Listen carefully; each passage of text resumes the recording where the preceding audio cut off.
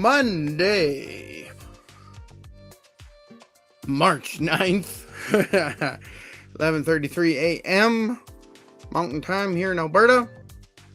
So there, man. Last week we talked about what's the word I'm looking for? The Alberta labor standards. We did it 2 weeks in a row. We got through all of them. If you want to get my opinion on the Alberta labor standards or kind of get to know them a little bit more, go ahead and watch those old streams. Those will help you out better than this one. This morning, I made a post on LinkedIn about how employees are not your family.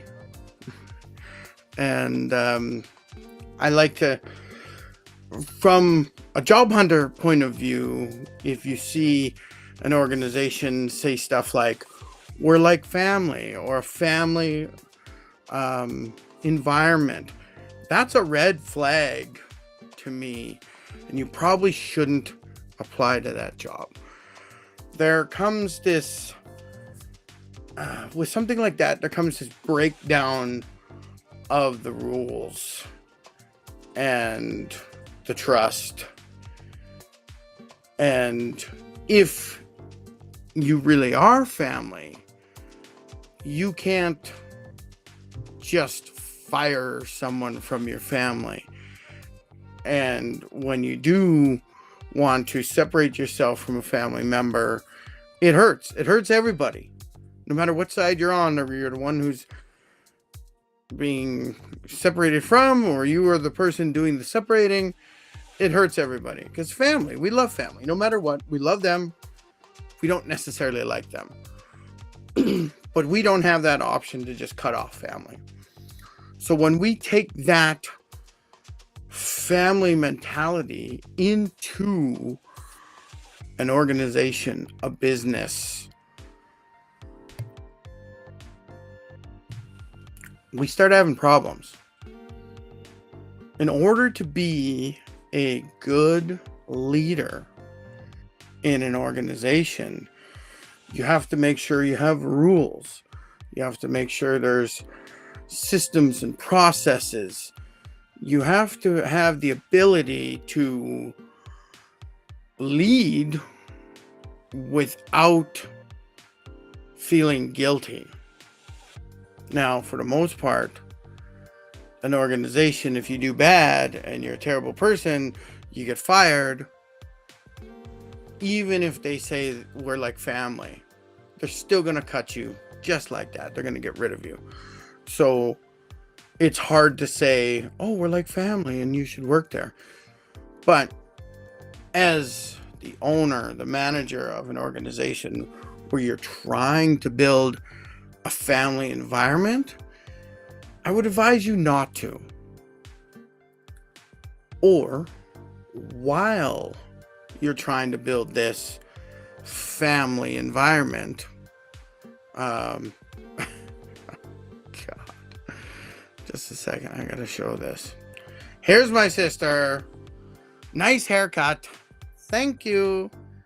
I got a scar over here on the back side of my head, and it's really noticeable with this cut. And I saw it in the mirror. And I realized it was over 40 years ago that my dad caught me in the head with a fish hook when he was doing his backswing, and I was playing up behind him and he went like this, and I remember feeling that tug, and then lots of crying, lots of screaming, lots of blood. And we got home, and I remember looking in the mirror and seeing my dad holding the fish hook with the pliers, and he cut the sharp barb off the fish hook and then pulled the fish hook out. I don't think I went to the hospital. I don't think there's any, I don't remember getting any stitches or anything. So Dad handled it. Man, he probably felt so bad for years about that. Anyway, new haircut. I actually ended up telling that story to the barber just now. And here's my sister. Run! Working with family becomes unstructured. Yep, absolutely. That's, I do highly encourage people to look for family and friends who can work for them. I want to see that. I want to see our families supporting each other. But you must make sure you have the proper structure, as my sister Joy is talking about here. You've got to have that structure in place. You got to have the rules, penalties for breaking the rules, right? And you got to be strict. You got to be strict, and you can't be lenient, because if you have someone in there who's not a close family member, they're going to start acting the same way your family members are, because your family members might be getting away with stuff that a regular employee shouldn't be getting away with. So you really need that structure. You really need to make sure that you've got some rules in there.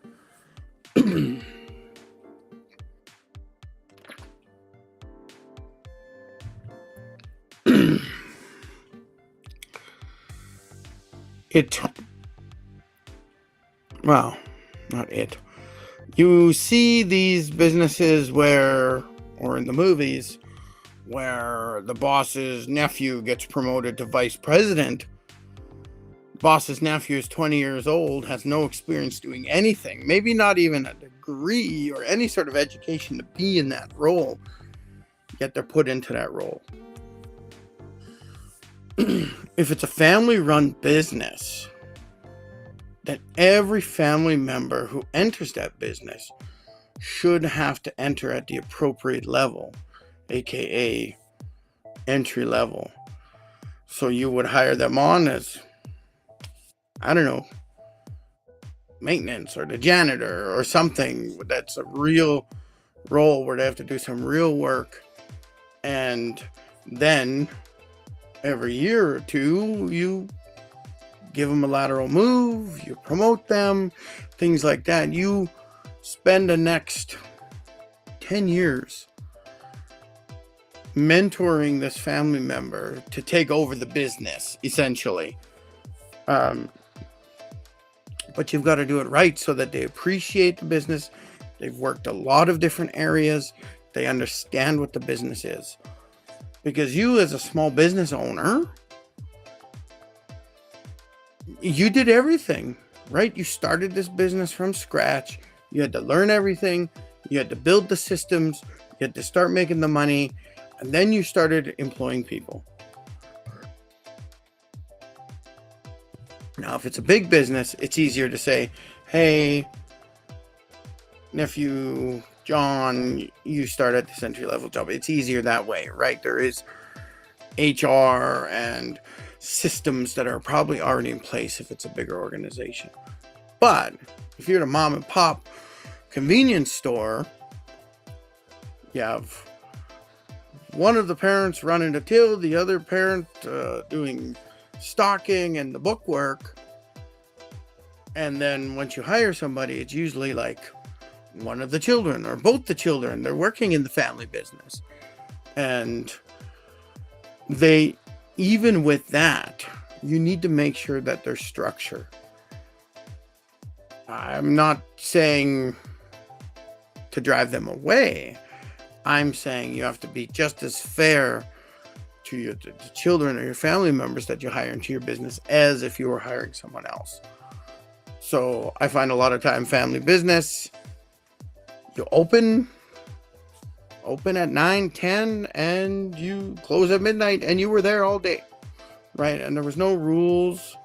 There's no rule about overtime or even pay, right? If you're the children of a business owner, your pay was free rent, free meals, because you're still living with your parents. So we see this sort of thing. But if you're really trying to create a good organization and being a good leader, to your first employee and or your next employee, if you only got a handful of people, right, you got to make sure that there's systems in place to protect everyone. So here's my sister's peanut gallery comment. Liz said if you're hiring, then she expects to be starting at COO. Wow. Oh, someone at my front door. Someone ringing the bell at the front door. Bell is ringing. Some sort of delivery. They took a picture. I don't know what got delivered. Well, I hope my mother-in-law is getting that. Anyway, COO. God, I'm barely CFO. I'm barely president of my own company.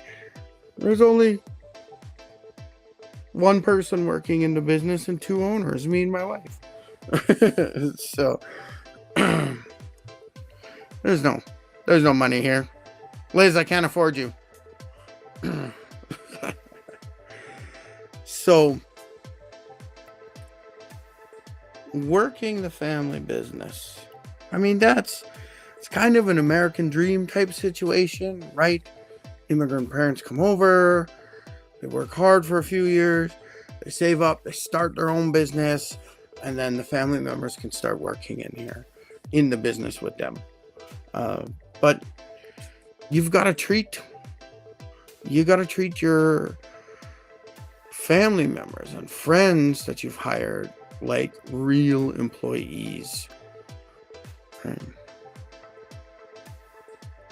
What do you mean Dad actually paid you? That's bullshit. No, Dad paid me too, but I was usually digging out the car wash with my friends. So the car wash pit, it would take us, I don't know how long, a couple hours, and there'd be 3 or 4 of us. He'd give us all like $20 for that work.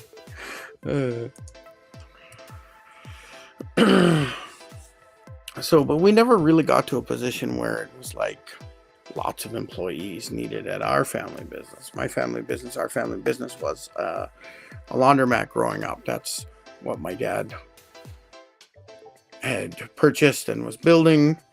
And it had a car wash attached to it.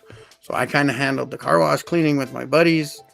And we make enough money to go out and buy junk food so we can play Dungeons and Dragons. The act of creating rules, aka your employee handbook, is really important.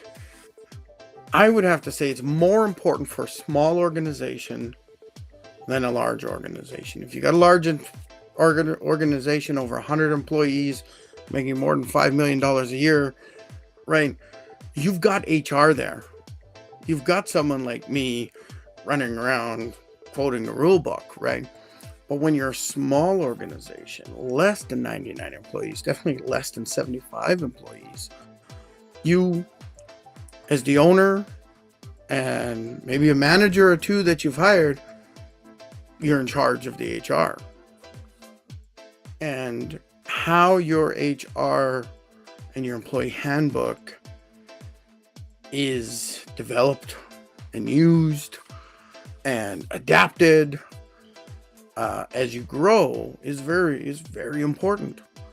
So if you are a small business owner and you are now making enough money to hire your first employee, whether it's part-time or full-time, you need to have some sort of employee handbook. Some sort. I'm not looking for a 20-page document that details absolutely every situation. No. I'm saying 1 to 2 pages. The most important things that might be an issue for you right now.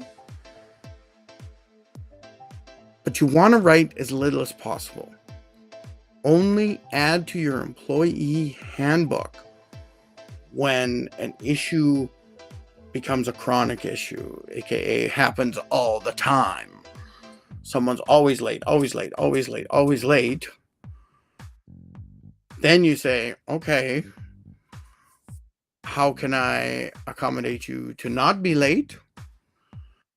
And I want you to know, now that I'm helping you and accommodating you, there will be a rule now that if you are late, this punishment happens. Or you get a warning or something like that, right? Try not to punish, just give warnings. Get the 3 warnings, let the person go. No sense in drawing things out or punishing people. I mean, we're adults. Most of your organizations are going to hire adults. Maybe you've got some teenagers working for you. Maybe. But don't punish people. Don't treat people like they're little children. But there has to be some basic structure. I like to tell the story. I learned about this when I was taking my degree. Once upon a time, there was a new CEO at the multinational company Deloitte, and they do accounting and consulting services, and they used to do debt services too in multiple nations, right? They're a big corporation. They're a big corporation doing professional services. And the new CEO was having issues with their dress code that was in their employee handbook. And it was very specific and very detailed about what employees should be wearing and stuff like that. And the new CEO said, this is too long, cumbersome, right? So they changed it to just one simple line that said, dress appropriately. That's it. Dress appropriately was the new dress code. So it allowed people to interpret what they wanted to do, how they wanted to dress. But there was one department, the lawyers, the head lawyer, lawyer department manager, whatever, was freaking out. They were like, oh my God. Well, there's an issue here. Like, all us lawyers have to go into court. And, we need to dress appropriately for court, right? How do we do that if everyone's dressing casual at work or whatever? And he was freaking out. He couldn't solve the problem. Excuse me. And he went to the CFO, and she said, just have them keep a suit in the office. And when they had to go to the court, they would dress up in their suit, go to court, and then they can come back and get back into their casual, appropriate dress for the office. But it was such a big deal. Well, when you go into a courtroom, you really do have to dress appropriately.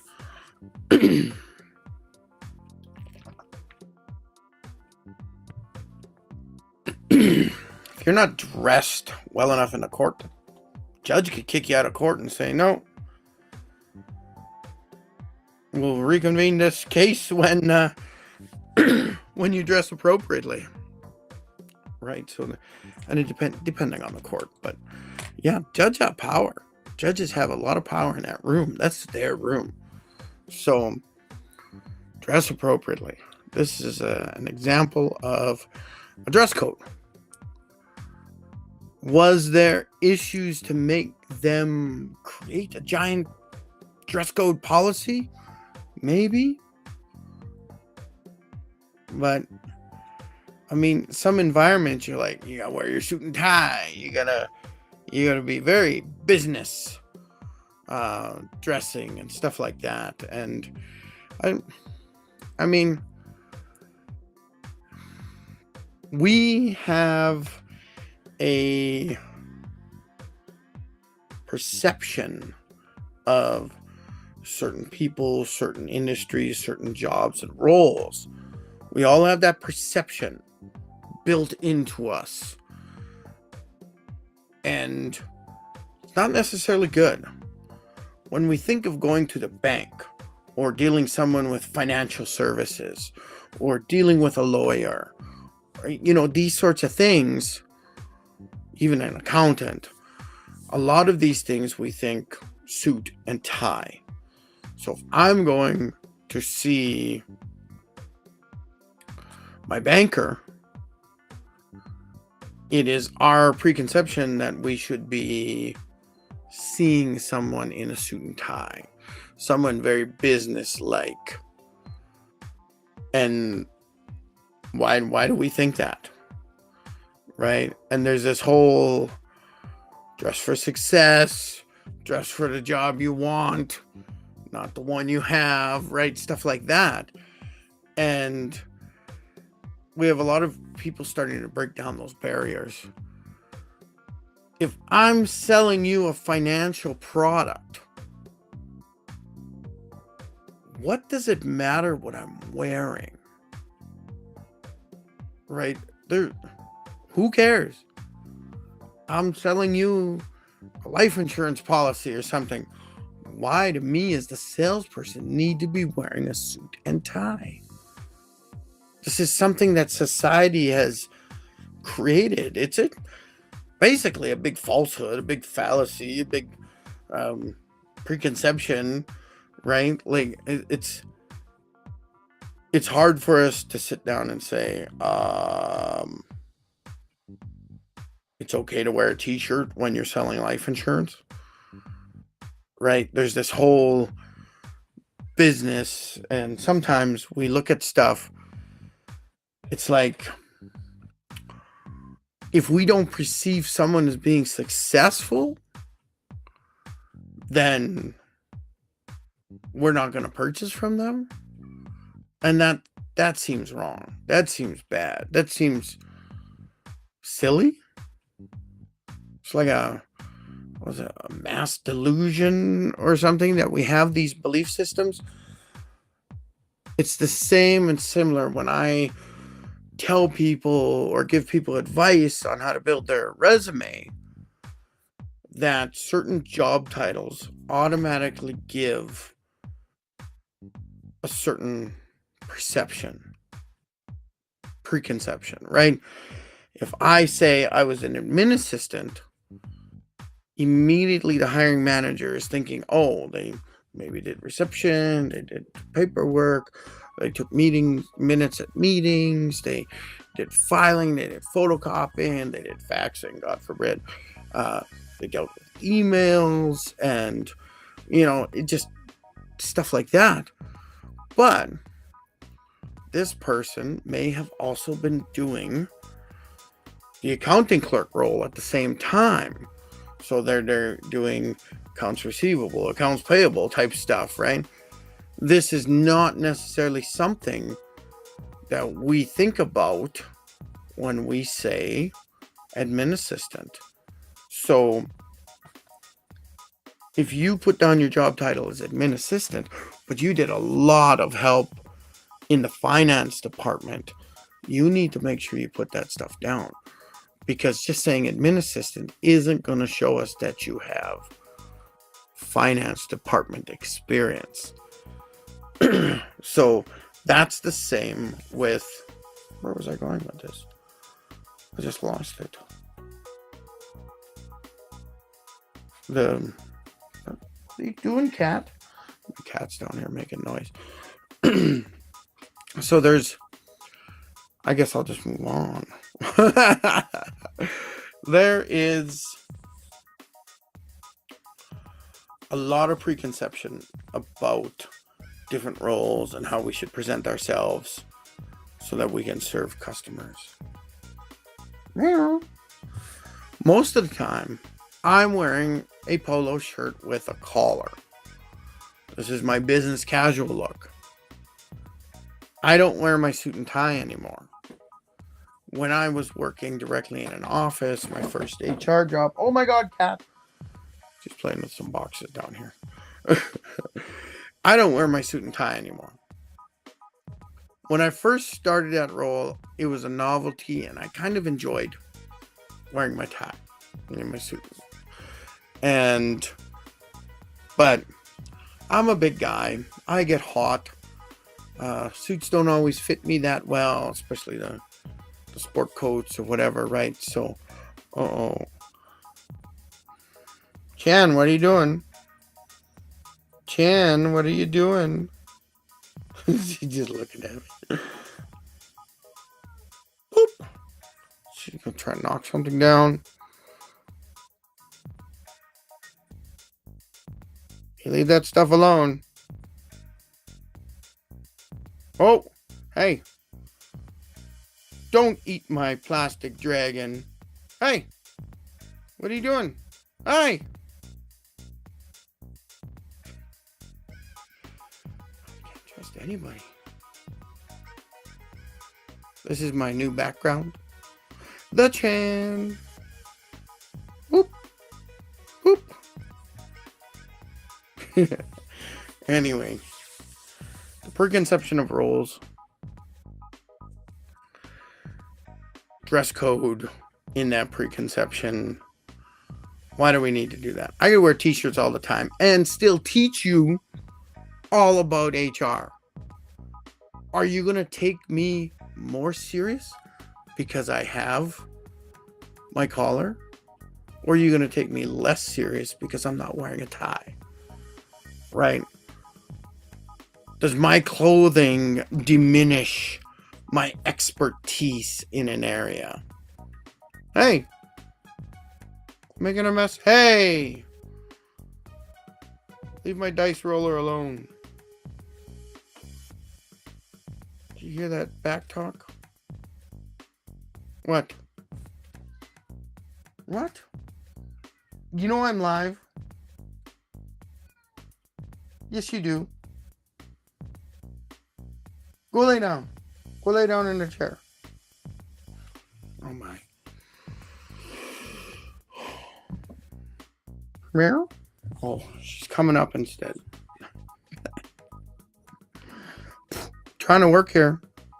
Go lay in front of the window. Sorry about that. Let's get back to the show. What are you doing now? Oh, she wants to come sit behind my computer. But the paperwork's trying to fall off the table because she already sat there yesterday.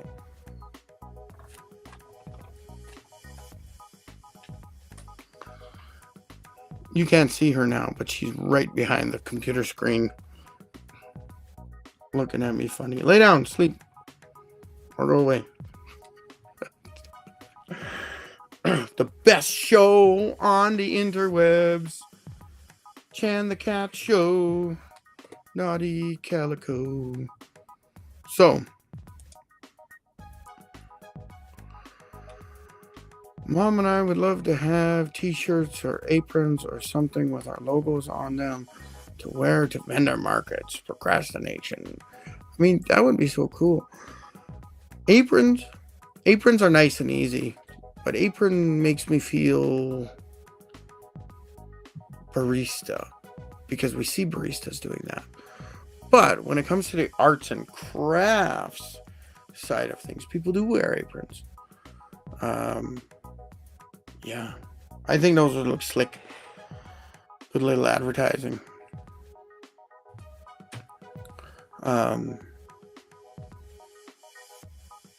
What's that Chinese food show on TV? Walk with Yan? Was that his name? And he used to have these great aprons. And the only one I remember is a watch for falling walks. Yes, Chan was there to rub her face on everything. She is gone now. She's pissed off at me.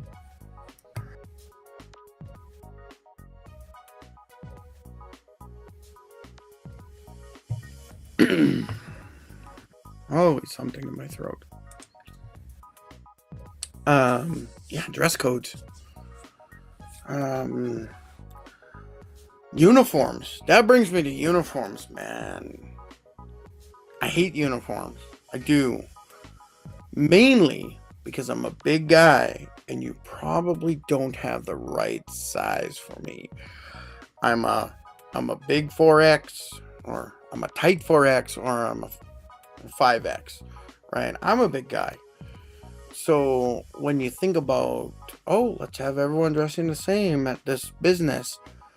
I mean, how about everybody just dress with the same color? Or, like what my sister wants to do for her and my mother, is have some sort of apron with their logos on it. I mean, that'd be so cool. That'd be so cool. And if it had a couple pockets in there, you could like hold your debit machine in there. Stuff like that, right? I hate uniforms. It's a silly extra cost just to make everybody look like they work there. You could just get a pin that says I work here, or just says staff, right? And they can put that on whatever clothing they want. Who cares what they dress in, as long as they're dressing appropriately. So safety gear in a safety environment, restaurant environment, you gotta have some sort of apron or something to help protect you. Walk with yawn, yeah. Mom was watching him the other day. Yeah, well, I used to enjoy watching him too. He was a funny guy. But yeah, uniforms, gross. Dress appropriately. Do uniforms make employees work harder, faster, learn more, help customers more? No, they don't. In fact, uniforms do just a little bit of the opposite, right? Depending on the uniform, it might do a lot of the opposite. It's like, oh my God, I got this stupid job. I gotta wear this stupid uniform, and I don't like it. I have to pay for my own uniform. I mean, that's the worst. When the business doesn't pay for your uniform, they're making you pay for it. That's BS. I could see like a safety-oriented organization where they like, you must have safety boots and what else? Coveralls, right? In order for you to start working, we can supply you all the other stuff right away. And if you continue to work for us, then we can purchase your next set of work boots or something like that. But it needs time for these things, right? Or your next coveralls and stuff like that, right? But so that situation, I could see where you need this to get started, but we cover it once you're here, right? I mean, that's great. But if it's like, you need this full outfit with the little hat and for your first day, your first shift, I mean, we hire you today and you don't get your first shift until you get your full uniform. That's kind of BS. That is a reason in my mind to immediately or to continue looking for another job. So, this isn't a very good uniform situation. I worked for Walmart for a week, and they hired me into their electronics computer department. That's where I was supposed to be working. Not that they really needed it, but they wanted me there anyway, I guess, right? I was supposed to be wearing a shirt and tie, and then they were going to give me one of the blue vests to go over that. So then I would look more business in their business department, right? And I'm just like, this is lame. The problem is, I was still a big guy. I was probably bigger then than I am now. Like I've lost almost 70 pounds since my biggest weight, my highest weight. So they couldn't get me a vest. They couldn't get one big enough for me. So I was walking around with just my shirt and my tie around the department. But doing that made me look like I was a manager. So I had some issues there. But anyway, I only worked for a week because I had another organization, aka a movie store, a movie gallery, offered me a position for $1 more an hour. It's like, yes, absolutely. And I didn't need a vest or anything or a suit and tie, but they were demanding that I wear khaki pants, the brown khakis, right? And I can't remember if there was a colored shirt I had to wear or something. Anyway, it seemed a little bit simpler. I wasn't wearing a movie gallery branded shirt. I was wearing just a colored shirt and khaki pants. So that was our image for the store, but there wasn't really a uniform. So I could get any khaki pants I wanted, just as long as I matched their colors.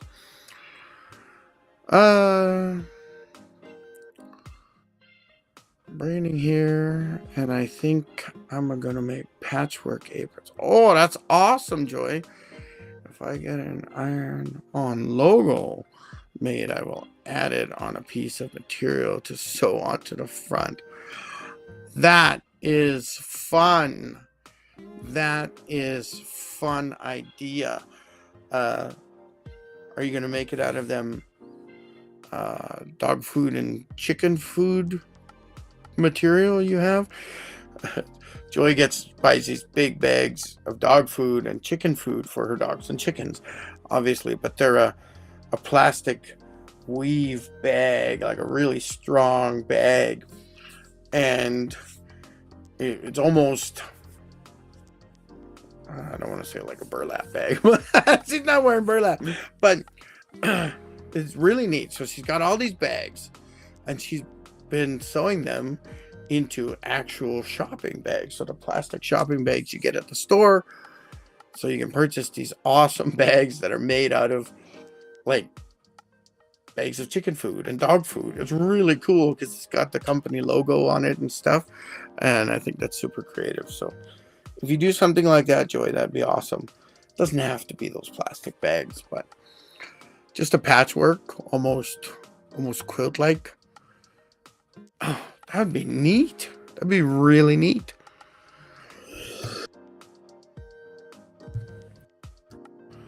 Then it'll be a real production line. And when you're forcing mom to make all her beating, you can tell her you gotta wear your apron while you're working. Anyway, so when you hire your friends and your family, I encourage you to do it, but you have to be prepared to do it. And it can be hard, especially if you're not prepared, especially if you don't sit down with them and say, look, nephew John, I'm going to hire you, but you have to follow the rules just like any other employees. You don't have any immunities. You can be kicked off the island, so to speak, right? You have to follow the rules. And the rules and the structure are there to protect you, yes, as the owner, but they're also there to protect employees.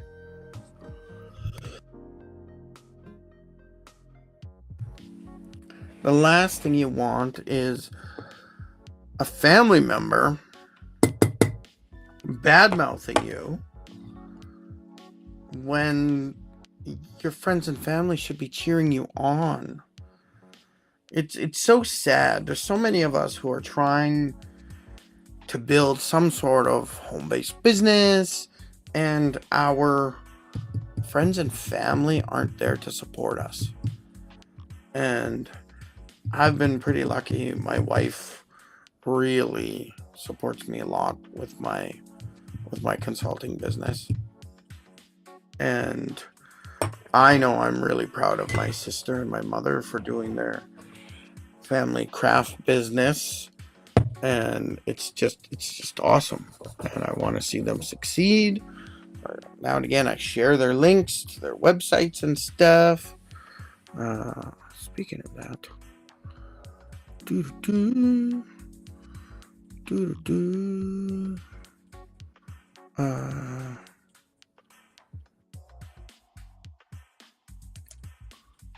So here's my mom's side of the business. Wabasca Native Crafts by Millie. You scan this QR code, it'll take you to her Facebook group, and you can join the group and you can see what she's selling. I believe my sister runs the group for her. They'll post photos of the beaded artwork my mother does. Oh, that's good stuff.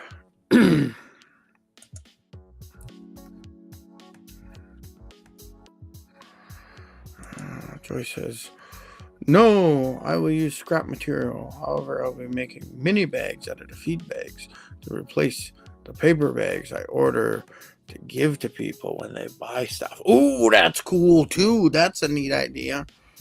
Yeah, if it's costing you money and you get these feed bags anyway for free, absolutely, that's good business. That's good thinking. Officer thinking, Joy. Officer thinking. And this is my sister's Facebook group, Unbound Creations. You can see the stuff that she does. You can see earlier we had Chan trying to bite this dragon snake looking thing here. That's actually in this photo. The one with the gold tips, that's in this photo right now. I purchased it off Joy, and I bought this little Aussie character off her too. My little idol, my little altar to the Dark Lord, Prince of Darkness.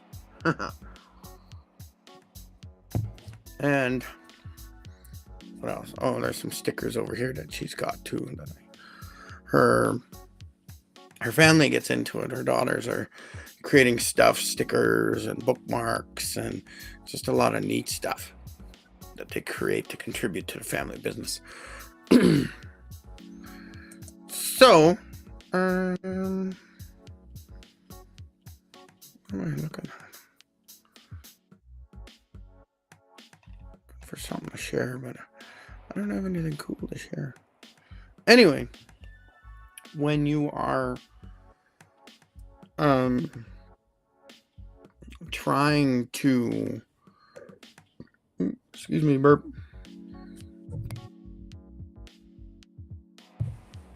Start your business.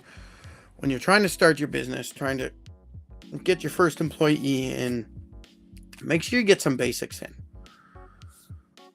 1 to 2 pages of the employee handbook. Right, the simple stuff, the things that you're really concerned about. And then as things become chronic, I mentioned that, then you start adding them to the employee handbook. But this is an amazing opportunity. You identify an issue, and you and your employee sit down and have a chat. Now, in most cases, the issue is with the one employee you have, and you're like, hey, this issue came up. We need to make sure we fix this. How do we fix it? And we need to create a rule, a policy that's going into the handbook moving forward. How should we create it? What should we do? And you ask your employee for their input on how the business builds, right? But you have to tell them there has to be something. There has to be some sort of policy and structure going into place, because this has become a bigger issue. Or you can sit down with your team, maybe you got 5 to 10 team members, and you're like, okay, we need to create a policy about XYZ. And you have them create the policy for you. And of course, you're the owner, you get final say, you can make little adjustments, but you want them to try to do as much of the work as possible so that they come up with something they feel is fair, even if it's not quite going as far as you think it should go. It's a great first step. Your employees have said, we're willing to follow this rule. Here's what we want. And that's awesome because it's the buy-in. They've created that rule themselves for themselves, and it's something.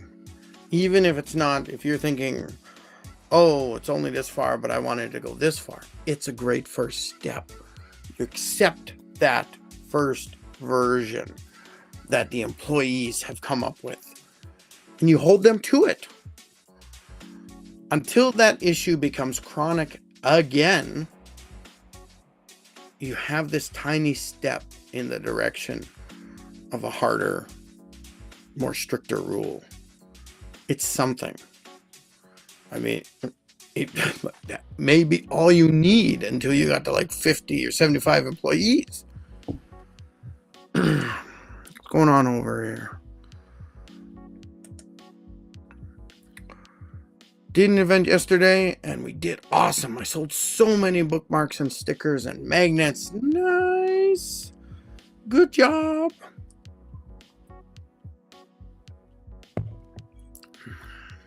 How can we celebrate?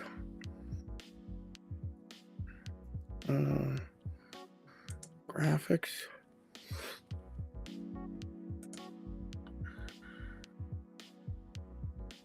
Yay, celebration. Celebration on the screen. Oh yeah, party. And some of this.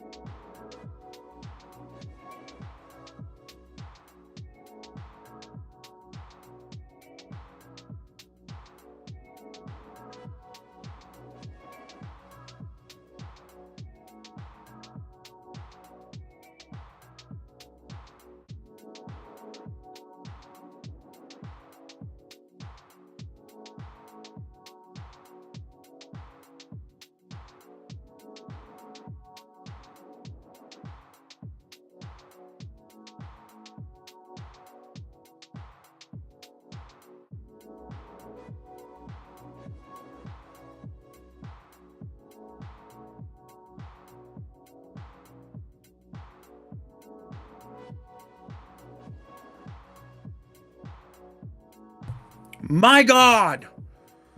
Why? I did a cough. No sound. No sound. I talked about some cool stuff. There was some really cool stuff going on. And now my sister is just texting like, why didn't you just make a comment? No, you've got to text 14 times and just annoy me, say my name over and over. I hate when that happens. I said some cool shit. And of course I don't. God damn it. So humiliating. Just want to cry now. So I was on like my final rant. Nobody heard it. That's fine.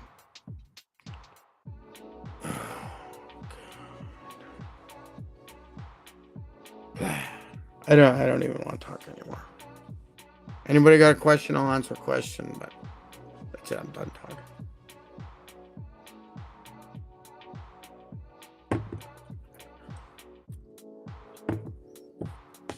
I don't even remember what I said. I was talking about how your employees are never going to treat your business like it's their business. There's always going to be the hard stop between home life and work life. You as the owner, you're willing to do the time, the hours, and you're probably not paying yourself, but you can't do that to employees. It's not their business, right? Unless you're willing to sell a part of your business to an employee, you've got to treat them like employees.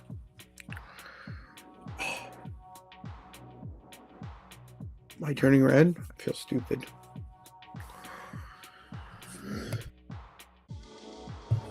I try so hard. So I have this button on my microphone. And when I go to cough,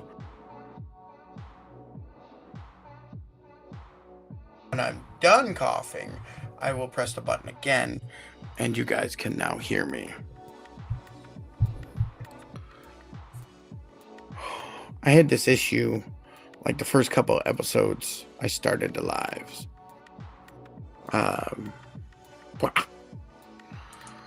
Here's a fun fact from my sister. She was forced into making magnets by accident. She thought it was she thought she was printing stickers only, and realized 6 pages later it was on picture paper. I just glued to magnets. They sold awesome. What? Thought I was printing stickers, only to realize 6 pages later it was on picture paper. Oh, you thought you were printing stickers, but you were just printing on regular picture paper, not sticker paper. So you glued them onto magnets and they sold. All right. Officer thinking. Because texting is faster, she said. Oh, well, how long did it take you to start texting? Because as soon as that first text came in, I turned it off. Never mind. It's all your fault anyway.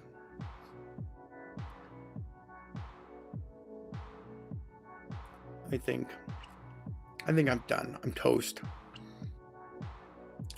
If you have a question or comment on this show, go ahead, put it in the comments after it's posted, and I'll try to answer you on that platform. The best platforms, probably YouTube and LinkedIn. Other platforms, I might not say anything to you. So, there. Yeah.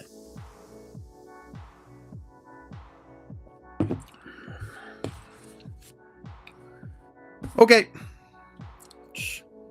Happy Monday, everyone. 55 minutes, long enough show. I'll let you go. Okay. Love y'all.